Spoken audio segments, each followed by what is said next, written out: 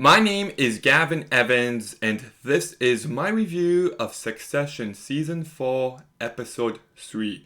And this video will have spoilers for Succession, Last of Us 2, Arcane, and Game of Thrones. So there's your warning. But anyways, I was not planning on reviewing this episode. I wasn't even planning on watching Succession Season 4 until right when it ended. But the other day, everybody kept talking about how perfect this episode is. How it's one of the greatest episodes of television ever. And they also all gave away what happened. This episode was spoiled for me like that, and I'm like, damn it. Well, now I'm going to watch the season, catch up, and watch along each and every week.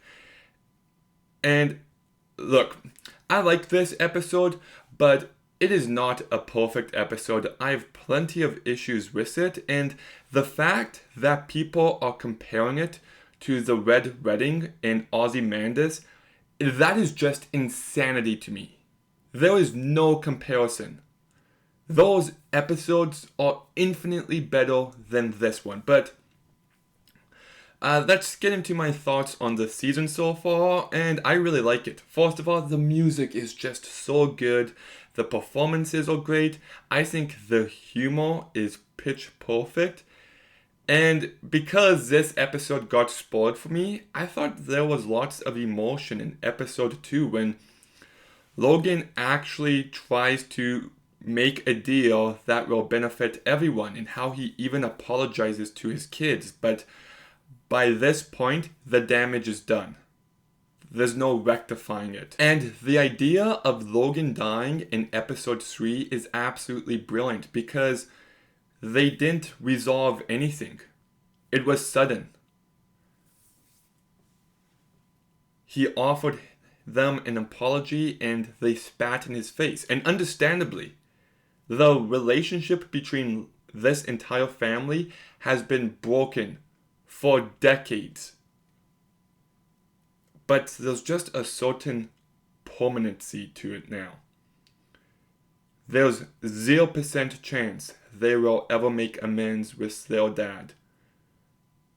There is a 0% chance that they will ever beat him. A 0% chance they'll ever forgive each other. That is all gone. And it is a heartbreaking idea.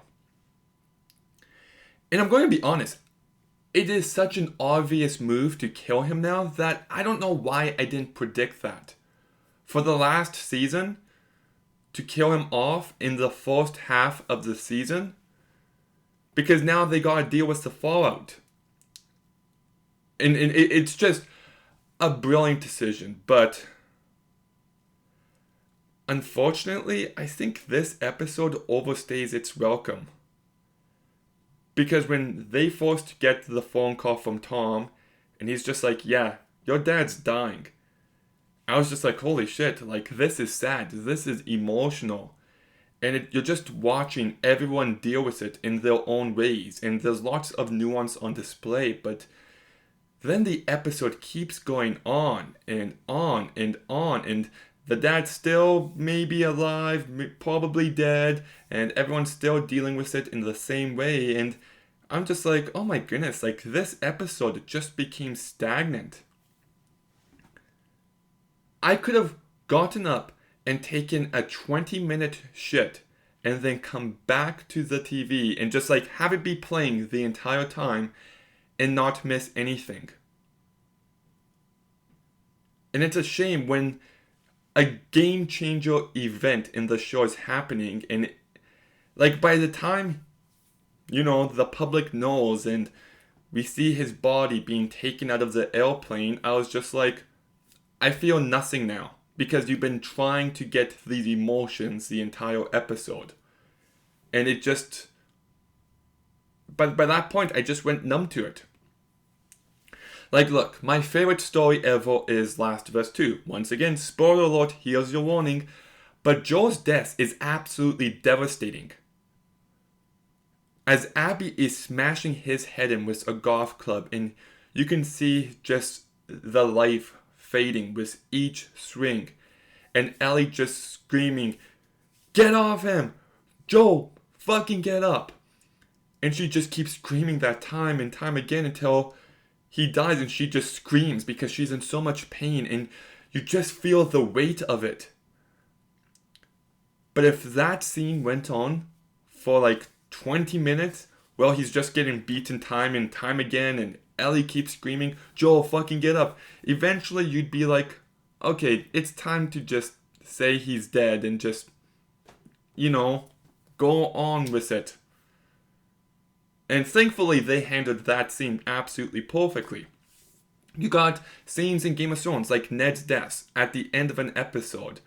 But what if the entire episode was Ned being led to this stage and Joffrey making his speech, and it just went on, and you just can't believe he might actually die, and then by the time he eventually dies, you just don't care anymore. The Red Wedding's also at the end of the episode. So you feel the urgency, you feel the weight, you feel the emotion, you feel the shock all at once. Well, here it's just so dragged out that, like, if the episode was on Connor's wedding and maybe they actually celebrated it, and then at the end of the episode, they get, Connor's like, "I guess Dad didn't show up," and then they find out at the end that he suddenly died, I feel like it would have infinite more weight. And I'm not saying it's a bad episode. It has emotion, the performances are great, but it's just so stretched out. My favorite show ever, my second favorite story of all time, is Arcane. And by the way, the base violence necessary for change in the monster you created deserved to be talked about with the Red Wedding and Ozymandias. But at the end of the third episode, Powder accidentally kills her entire family. And it sabotages her relationship with her sister. And then she gets taken in by the villain. And so much happens like that, but it's not stretched out. It is it has so much weight, and it's just paced so perfectly. And the rest of the season maintains that weight. Well, by the end of this episode, I feel like the weight of Logan dying was already gone, and I'm curious to see what happens next. I'm not a fan of... Look, I do like the show, but the characters are just so stagnant. To see Roman go back to him is such a regression of the character, and I know you could say it's a character study, and it's about how these people never change, but I also just find it to be uninteresting writing, and... I don't know, if they can keep the weight of Logan's death throughout, I don't know, but look, I like this episode, but the comparisons are absurd, and the perfect 10 score on IMDb is also just absurd. I like the episode. I liked it overall, but let's just cool it with the hyperbole. For real. So, yes, but what did you think of Succession Season 4 Episode 3? Let me know in the comments down below. Make sure you like, comment, subscribe. Stay tuned for some more videos soon. And Gavin, out.